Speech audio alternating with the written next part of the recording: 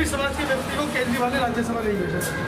इस बार क्या चौथी बार भी आप, क्योंकि केजरीवाल जेल में है, तो आपका समाज क्या उससे ये सारोकार करेगा या उसके प्रति सहानुभूति रखेगा, उसको पुनः चौथी बार आप जगह देंगे मुख्यमंत्री पद के लिए, या इस बार अपना उम्मीदवार खड़ा करेंगे अपने ही समाज के किसी व्यक्ति को?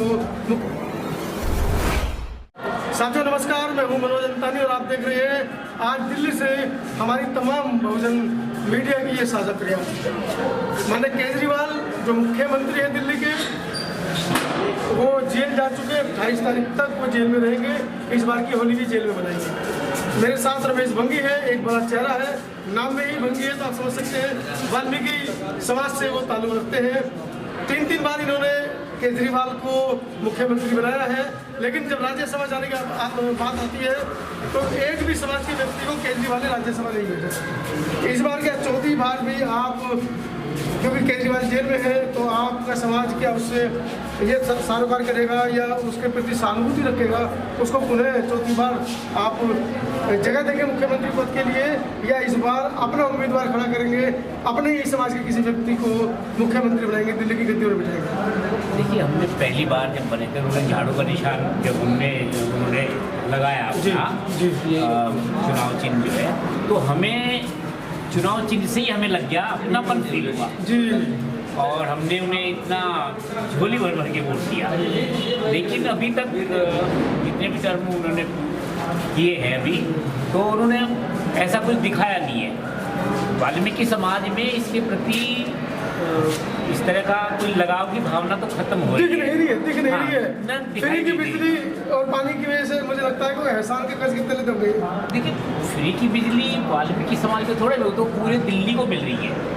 हमें जो बात कर रहे हैं, मुझे तो वाल्मीकि समाज के बारे में बात कर रही है, तो उन्होंने कोई ऐसा हमारे प्रति कोई ऐसा काम नहीं किया कि ताकि हमारा कोई झुकाव उनकी तरफ हो सके। उसमें देखिए, दिल्ली में हमारी आबादी जो है 40 लाख के करीब है। हालांकि कुछ लोग 4 लाख या 15 लाख भी बताते हैं, लेकिन अभी जो अपना व्यक्तिगत जो अध्ययन किया है, व्यक्तिगत प्रयासों से ये पता चला है कि कम से कम 35-40 लाख के करीब हमारी आबादी है, लेकिन हमारा रिप्रेजेंटेशन नहीं है। और हमारा तो आपने उसको कोई मुद्दा बनाया भी तो नहीं आज तक, आज़ादी के 75 साल बाद भी? हाँ नहीं, बिल्कुल, इस बात को तो हम स्वीकार करते हैं, हमने मुद्दा नहीं बनाया है। असल में हमारा जो है ना, अपनी बात मुखर होके नहीं कह पाते, ये हमारी गलती है या हमारा अवगुण है, चाहे इसे कुछ भी कहा जाए। लेकिन अगर सामने वाले अगर कुछ बोल नहीं पा रहा है, अगर कोई किसी की जबान नहीं है, कोई गूंगा व्यक्ति है, तो इसका मतलब ये तो नहीं कि हमें उसका ध्यान न रखा जाए। ध्यान रखने का मनसा है नहीं ना, ब्लड रिलेशन नहीं है ना। एक माँ का पुत्र भी गूंगा हो सकता है, तो माँ की अंदर से एक आवाज़ आती है कि मेरा बेटा, इसे रोटी दूँ, इसे खाना पानी दूँ, जिससे विकास कर सके। लेकिन यहाँ तो वो भावना है ही नहीं। बिल्कुल, वो भावना भी नहीं है, बल्कि घृणा की भावना होती है हमारे पर।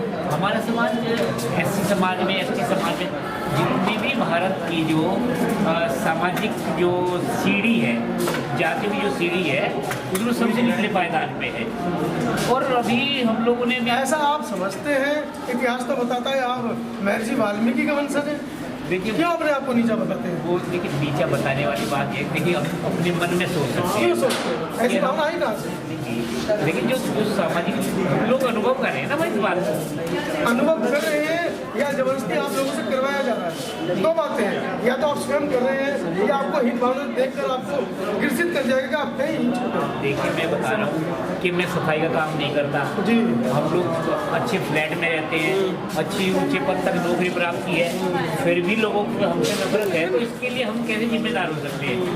तो वो नफरत तो कर ही रहे हैं ना, तो ये तो हमें साक्षात अनुभव डे बाई डे होता ही रहता है कि हमसे नफरत की जा रही है, यानी वो तो अपने प्रयास में सफल हो रहे हैं।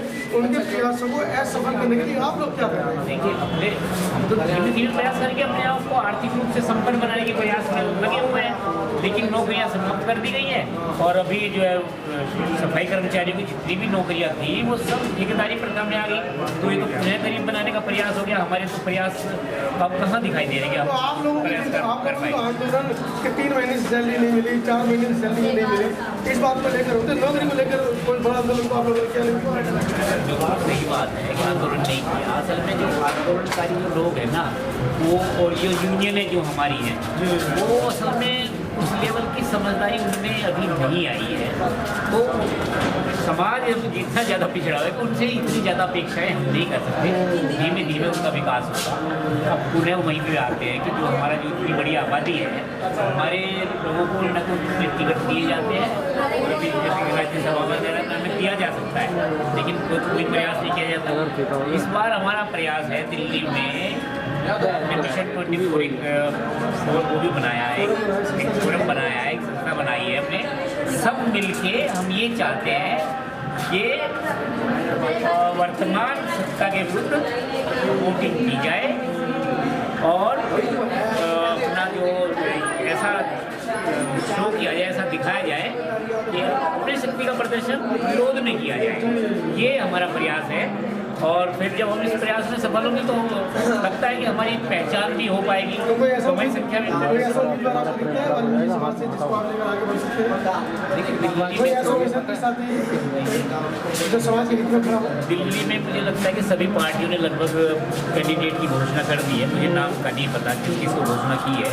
तो अभी तो कोई दमदार उम्मीदवार मुझे अभी किसी के नाम का पता नहीं चला है कि भाई किसी दमदार उम्मीदवार को वोट को खड़ा किया। समाज इकट्ठा करा। बिल्कुल। तो निर्दलीय भी खड़ा कर सकते हैं आप लोग, तो आप लोगों में इतनी क्षमता है।